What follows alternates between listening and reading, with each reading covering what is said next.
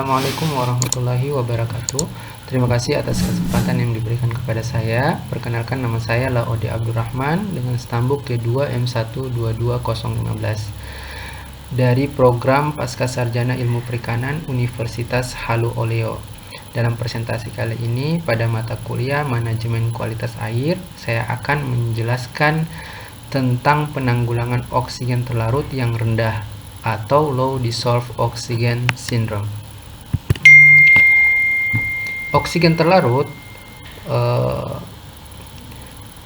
biasanya sering kita dengar itu disingkat dengan DO atau sering juga disebut dengan kebutuhan oksigen. Ini merupakan salah satu parameter penting dalam analisis kualitas air.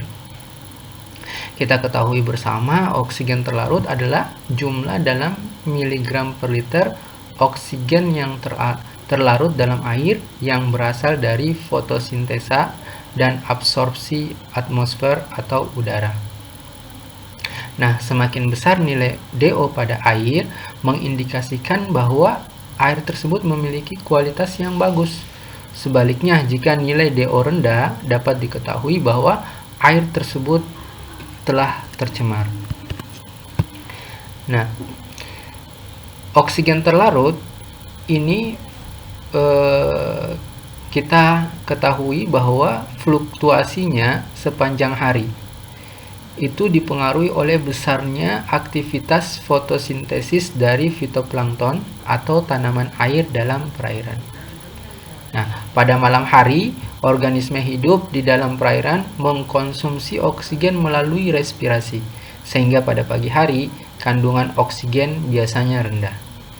Namun, seiring dengan meningkatnya intensitas sinar matahari dan mulai berlangsungnya aktivitas fotosintesis, kandungan oksigen terlarut perlahan meningkat dari pagi, siang, hingga sore hari.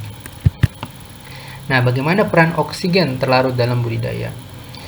Menurut Wettman dan Haas tahun 1984, oksigen terlarut merupakan salah satu parameter penting yang berpengaruh terhadap kelangsungan hidup ikan dalam kegiatan budidaya.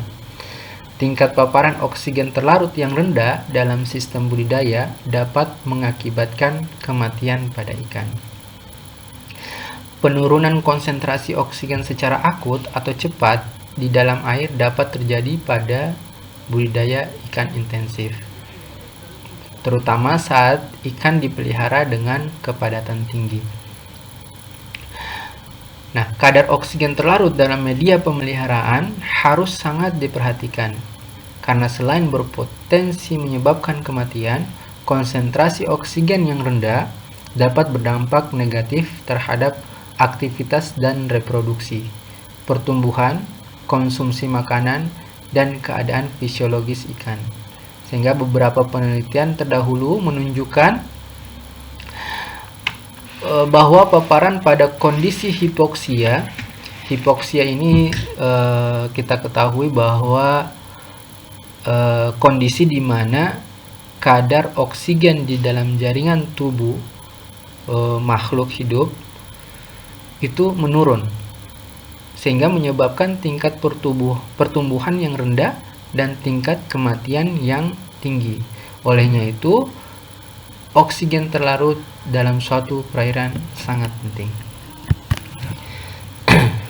Nah, bagaimana toleransi ikan terhadap oksigen terlarut? Oksigen terlarut, seperti saya sebutkan sebelumnya, merupakan pengukuran kualitas air yang penting dalam industri aquaculture untuk analisis kualitas air. Ikan membutuhkan tingkat DO antara 5 dan 6 ppm untuk tumbuh dan bertahan hidup. Saat kadar DO turun di bawah 3 ppm, ikan menjadi stres dan akan mati jika kadar DO terus turun di bawah 2 ppm.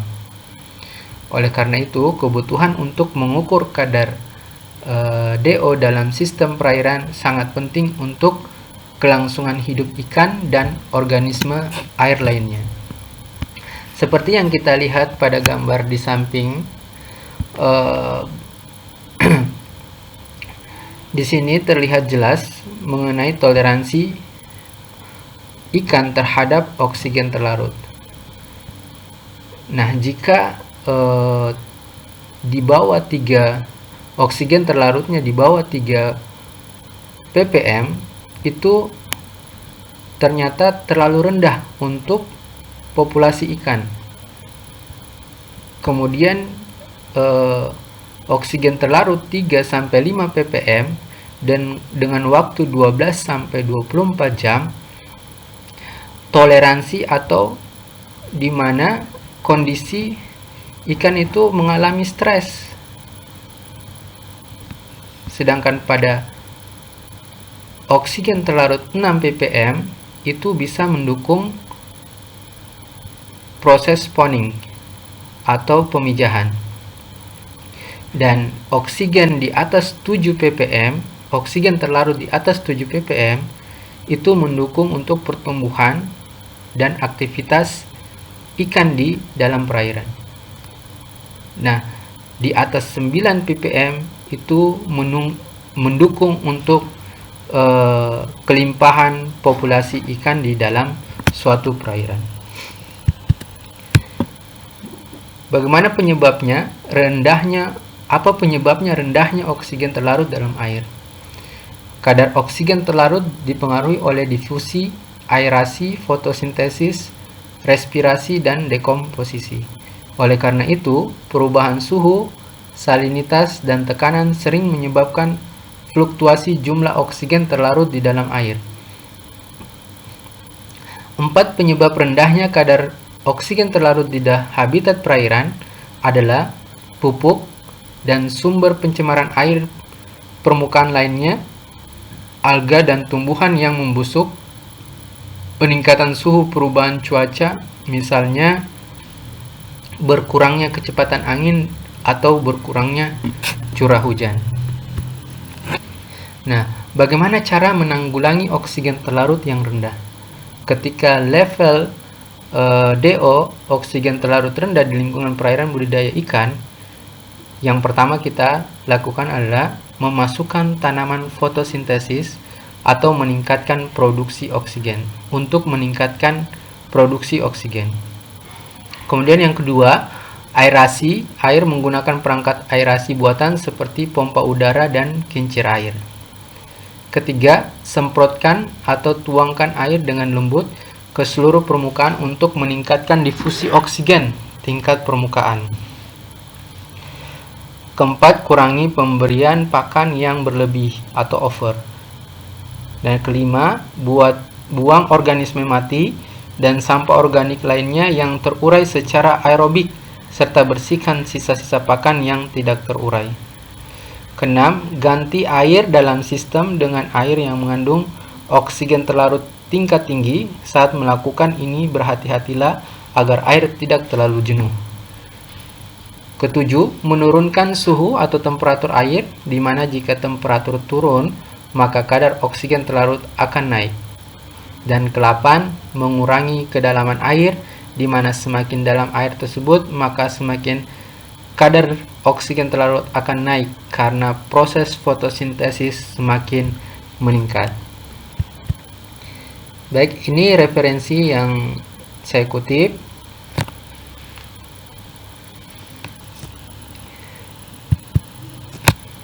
Terima kasih atas kesempatannya. Semoga apa yang telah saya sampaikan, lebih dan kurangnya mohon dimaafkan.